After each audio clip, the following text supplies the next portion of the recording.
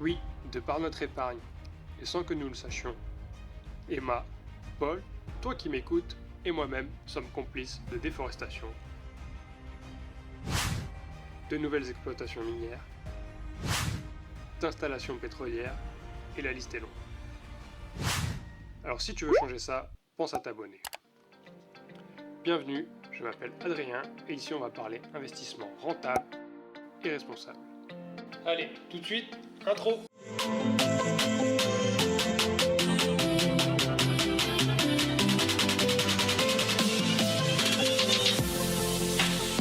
Et pour commencer, dans cette vidéo d'introduction, je te présente pourquoi il est nécessaire et urgent de reprendre contrôle sur ton argent et sur son impact.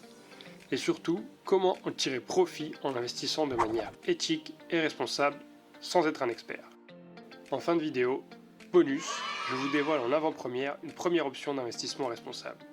D'après les rapports des respectés Oxfam et Reclaim Finance, à elles seules, 6 des plus grandes banques françaises représentent 8 fois les émissions de CO2 de la France entière. Je sais pas si tu te rends compte, 8 fois plus que la France entière, un pays pourtant ultra développé, au train de vie élevé, c'est dire l'impact environnemental des banques. Elles nous mènent tout droit vers un réchauffement de plus 4 degrés, très loin des accords de Paris et de la COP21. Et pourtant, on bascule sur le journal Le Monde qui titre « Climat, le GIEC s'alarme des conséquences vertigineuses d'un monde toujours plus chaud ». Publié par Audrey Garrick le 28 février 2022, donc à la suite du dernier rapport du GIEC, il est également précisé plus bas que ce sont bien les activités humaines qui sont à l'origine de tous ces effets qui affectent déjà la vie de milliards d'humains.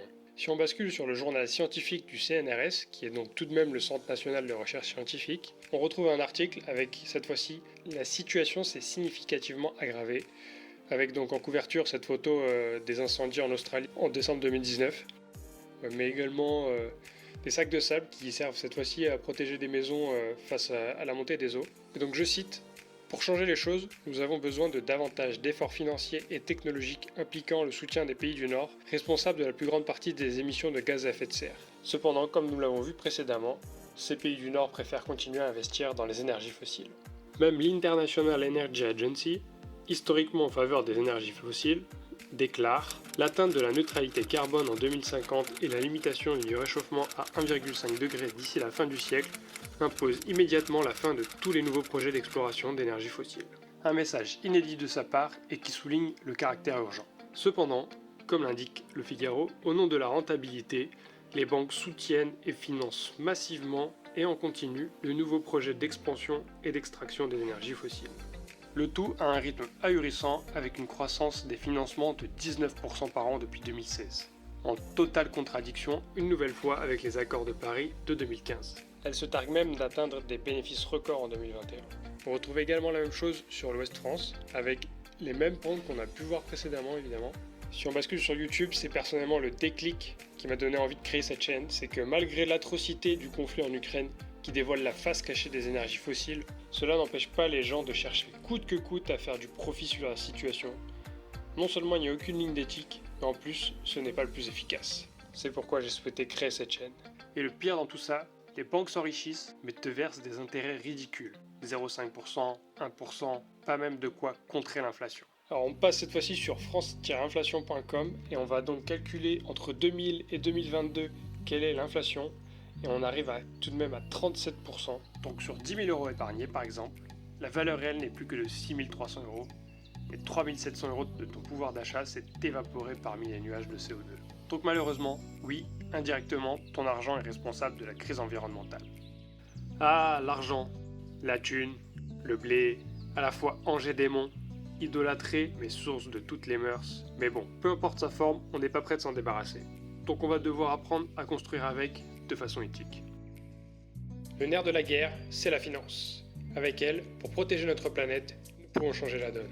Je précise que cette vidéo est complètement apolitique, mais en effet, je suis d'accord avec ce qui est dit. C'est un secret pour personne, et je vais à travers cette chaîne t'apporter différents outils simples pour consommer et investir de manière éthique, responsable et durable. Faire tes propres choix en accord avec tes valeurs pour enfin faire des différences.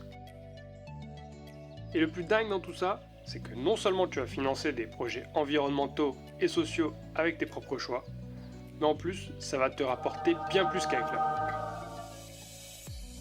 je vais te présenter à travers une série de vidéos plusieurs outils et solutions plus ou moins impactants qui s'offrent à toi pour générer des revenus passifs sans tomber dans le capitalisme, mais au contraire favoriser les innovations et le changement pour un monde meilleur. Et pour te montrer que oui c'est possible, je t'introduis la plateforme Mimosa qui a pour mission de démocratiser l'investissement responsable en proposant le financement d'innovations sociales et durables dédiées à l'agriculture et l'alimentation. Je suis obligé de préciser que ceci n'est évidemment pas un conseil en investissement, surtout faites vos propres recherches. On retrouve sur la plateforme des projets que l'on peut soutenir soit sous la forme de dons avec contrepartie ou sous la forme de prêts avec des intérêts allant jusqu'à 7%. On sait donc où va notre argent et il nous rapporte déjà 7 fois plus qu'avec le livret A. Mimosa est une plateforme agréée auprès de l'AMF, l'autorité des marchés financiers pour l'investissement participatif, et également elle est labellisée Benefit Corporation. C'est un label international très exigeant pour les entreprises au service de la société et de la nature. Enfin, Mimosa est labellisé Croissance Verte. Ce label vise 3 objectifs: valoriser le financement participatif pour les projets œuvrant en faveur de la transition énergétique et écologique, garantir la transparence du projet, ce qui est une chose rare de nos jours, et enfin apporter des informations sur la qualité environnementale du projet. Si ça vous intéresse que je fasse une vidéo dédiée à Mimosa, dites-le moi en commentaire. Le meilleur de My Green Invest reste à venir dans de prochaines vidéos avec du contenu concret et des exemples.